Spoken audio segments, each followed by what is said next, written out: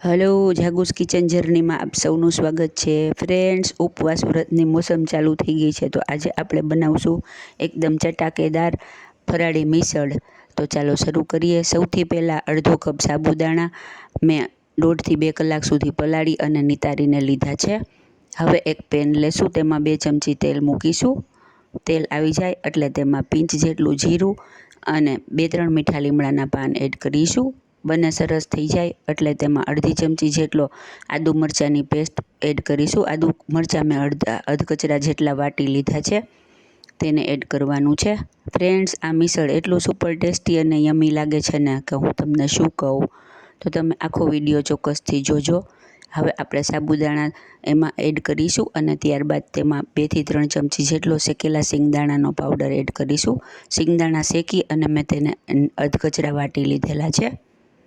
ત્યારબાદ અડધી ચમચી જેટલો લાલ મરચું પાવડર, અડધી ચમચી શેકેલા જીરાનો પાવડર, પિંચ જેટલી હળદર અને સ્વાદ મુજબ મીઠું એડ કરીશું.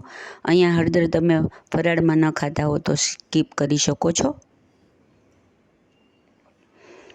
સરસ મિક્સ થઈ જાય એટલે ઢાંકણ ઢાંકી અને તેને ધીમા ગેસે થવા દેશું. આપણા સાબુદાણા એકદમ ટ્રાન્સપેરન્ટ થઈ જવા જોઈએ.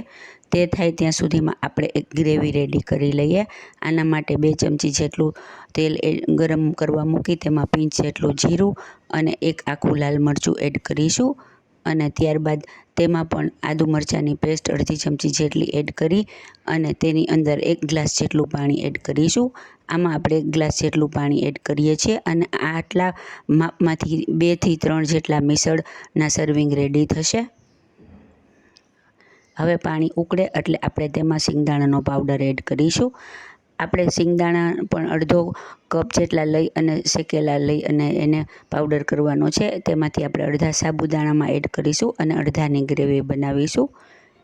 ત્યારબાદ તેમાં મસાલા કરીશું. અડધી ચમચી લાલ મરચું પાવડર, અડધી ચમચી શેકેલા જીરાનો પાવડર, પિંચ જેટલી હળદર અને અડધી ચમચી ગરમ મસાલો. ગરમ મસાલો ફરાળમાં ખાઈ શકાય તેવો લેવાય.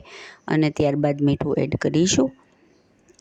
ગ્રેવી ઉકળવા દેવાની છે. ત્યાં સુધીમાં આપણે જોઈ લઈએ આપણા સાબુદાણા થઈ ગયા છે.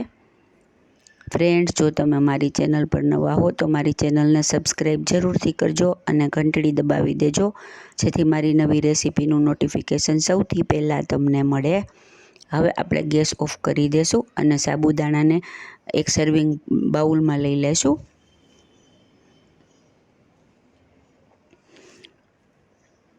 એક મોટા ચમચા જેટલા સાબુદાણા લીધા છે.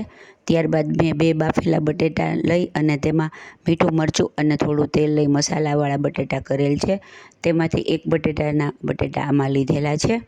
ત્યારબાદ આપણે આમાં 3 થી 4 ચમચા જેટલું ગરમ ગ્રેવી એડ કરીશું. સાબુદાણા ગરમ છે અને ગ્રેવી પણ ગરમ છે.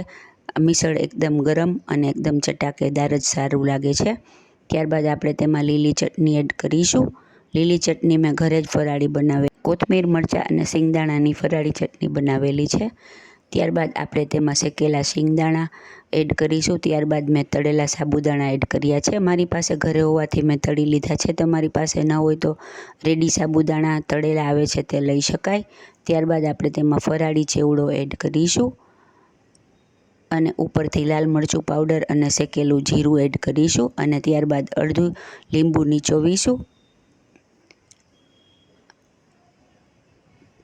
અને પછી ઉપરથી કોથમીર એડ કરીશું.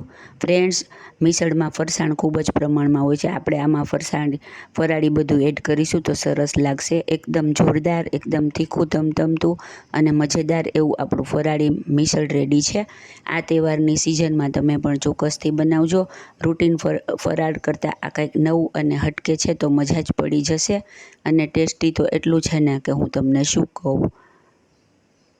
ફ્રેન્ડ્સ, જો તમને મારી રેસીપી પસંદ આવી હોય તો મારી ચેનલને લાઇક, શેર અને સબસ્ક્રાઈબ જરૂરથી કરજો. ધન્યવાદ.